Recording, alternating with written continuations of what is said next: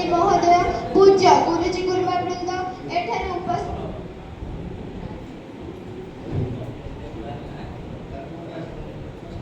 ସମ୍ମାନନୀୟ ସଭାପତି ମହୋଦୟ, ପୂଜ୍ୟ ଗୁରୁଜୀ ଗୁରୁମାବୃନ୍ଦ, ଏଠାରେ ଉପସ୍ଥିତ ମୋର ଛୋଟ ବଡ଼ ଭାଇ ଓ ଭଉଣୀ ଏବଂ ବିଚାରକ ମଣ୍ଡଳୀକୁ ମୁଁ ପ୍ରଣାମ ଜଣାଉଛି। ଆଜି ଏହି ଶୁଭ ଅବସରରେ ମୋତେ ମୋର ଅଭିଭାଷଣ ରଖିବାର ସୁଯୋଗ ମିଳିଥିବାରୁ ମୁଁ ନିଜକୁ ଗୌରବାନ୍ୱିତ ମନେ କରୁଅଛି। ଆଜିର ଆଲୋଚ୍ୟ ପ୍ରସଙ୍ଗ ଗୋପବନ୍ଧୁଙ୍କର ସ୍ୱପ୍ନର ଓଡ଼ିଶା।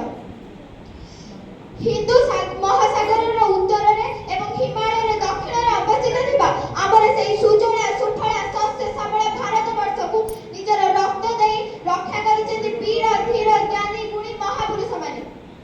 ସେମାନେ ନିଜ ଅଶ୍ରୁ ଏବଂ ହସର ମିଶ୍ରଣରେ ଆମକୁ ପ୍ରଦାନ କରିଛନ୍ତି ଆମର ଖୁସି ଏବଂ ଆମ ସ୍ୱତନ୍ତ୍ରତା। ତାଙ୍କ ମଧ୍ୟରୁ ବୀର ଯୁବକ ଗୋପବନ୍ଧୁ ଦାସ ହେଲେ ଅନ୍ୟତମ। ଗୋପବନ୍ଧୁ ଦାସ 1877 ମସିହା ଅକ୍ଟୋବର ମାସ 9 ତାରିଖରେ ଜନ୍ମଗ୍ରହଣ କରିଥିଲେ। ଆଣ୍ଠୁଲଚା ଧୋତି ଏବଂ ପଗଡ଼ା ଭାତରୁ ତାଙ୍କ ଜୀବନ ଆରମ୍ଭ ହୋଇଥିଲା। ତାଙ୍କ ଜୀବନର ଶିକ୍ଷା ବକୁଳାକୁଞ୍ଜ ବନରୁ ହିଁ ଆରମ୍ଭ ହୋଇଥିଲା।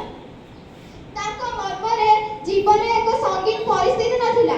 ସେଥିପାଇଁ ମୁଁ ଏକ ପଂକ୍ତି କହିବାକୁ ଚାହେଁ। ଜୀବନ ନୁହଁଇ ସୁବାସିତ ଏକ ସୁନ୍ଦର ଗୋଲାପ ଫୁଲ, ଜୀବନ ନୁହଁଇ ସୁବାସିତ ଏକ ସୁନ୍ଦର ଗୋଲାପ ଫୁଲ, ଜୀବନ ନୁହଁଇ ହସ କାନ୍ଦ ଭରା ଏକ ଗପ ବହି।